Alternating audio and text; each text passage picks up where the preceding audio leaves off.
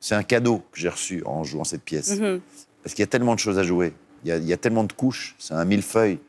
Donc, c'est de faire croire plein de choses. Déjà, c'est mon métier de comédien, de faire croire des choses.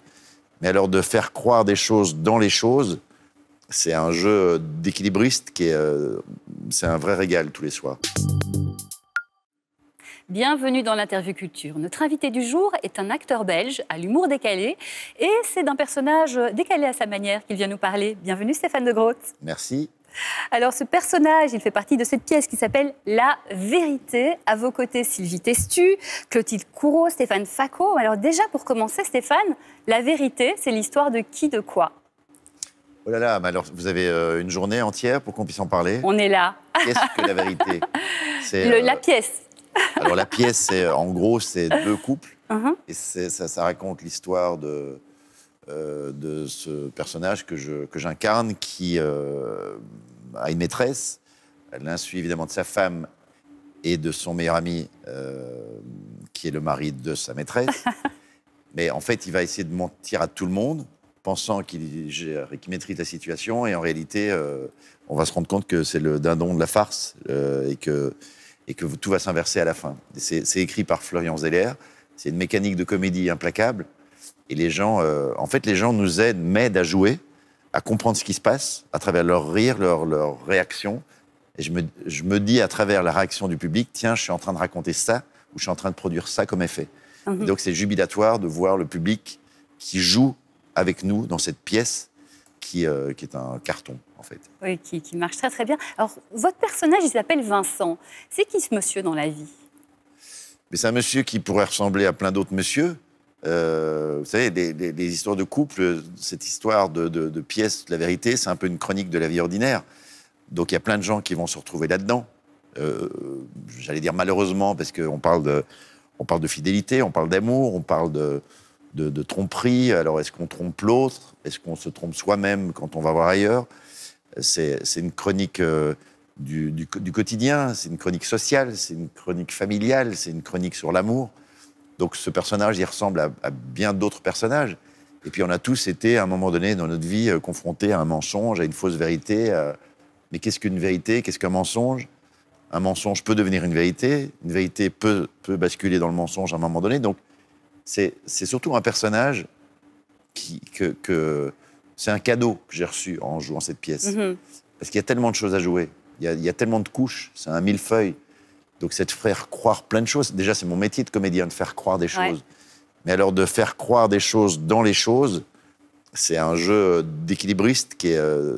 c'est un vrai régal tous les soirs. Ouais, qui marche très très bien. Je vous propose qu'on regarde tout de suite un extrait. Moi, je ne vais pas le regarder parce que je n'aime pas me regarder. Bon, alors nous, on regarde et on se retrouve juste après. Ton mari, ça va? Hein? Comment va-t-il? Qui ça? Mais Paul. Tu veux pas qu'on parle d'un autre sujet? Et tu ne ressens jamais de culpabilité? Vis-à-vis de qui? De ta femme, par exemple. Hein? Si, un peu. Vincent, Oui, ma chérie. pourquoi tu me mens? Moi? Mais tu me prends pour qui? Pour un type qui annulerait une réunion sans raison valable? Pour voir une autre femme en cachette? Parce que c'est ça que t'es en train d'insinuer. Je pense à Paul, et j'ai l'impression de vivre dans le mensonge permanent. Dans le mensonge? Oui, permanent. Où tu vois du mensonge? Partout. Mais tu lui mens pas, Alice! Tu lui dis pas la vérité! Pas la même chose. Il est quand même, oui, vous pouvez vous déboucher les oreilles, Oui. L'extrait est fini. Il est quand même incroyable, ce personnage. Alors, justement, quelles sont les règles de base du menteur? Parce qu'il y a vraiment des procédés que j'ai remarqués. Par exemple, déjà, on lui pose une question, on commence par quoi? Par gagner du temps, c'est ça? Et il faut avoir une conviction inébranlable. Il faut croire en son mensonge comme si c'était une vérité. Faire un vrai mensonge. Et donc être dans une vérité au moment où on raconte n'importe quoi. De ne pas forcément penser à l'avant ou l'après, mais de penser à ce qui se passe sur le moment même. Sur le moment, il y a un enjeu invraisemblable qu'il faut défendre et de regarder l'autre dans les yeux, être très présent, avoir toutes ses facultés mises en éveil, écouter, regarder, faire attention au moindre geste de l'autre et de soi-même, être en maîtrise totale de son propos. Et donc, c'est un exercice. Ouais. Mais c'est un exercice, dans ce cadre-ci, jubilatoire. Et je suis bien entouré aussi avec ceux qui reçoivent mon information et qui m'en donnent d'autres. ce soit Stéphane Facot qui joue mon meilleur ami, Clotilde Courreau qui joue ma femme, ou Sylvie Testu qui joue ma maîtresse. Donc je suis très bien servi dans l'exercice de ce personnage et de ce jeu. Ce personnage, donc, c'est le roi de la mauvaise foi. Comment pourtant on arrive à le rendre sympathique et attachant? C'est un challenge, ça? Alors, je pense qu'il y a une question de nature aussi. Je pense que je viens, moi aussi, avec ce que je suis. Dans la vie, je suis plutôt quelqu'un de... Enfin, je ne vais pas vous parler de moi, mais j'ai plutôt une nature gentille. Et donc, si on me force à mentir pour l'exercice de ma fonction de comédien, j'ai ma nature aussi du mec... Enfin, je rapatrie une partie de ce que je suis.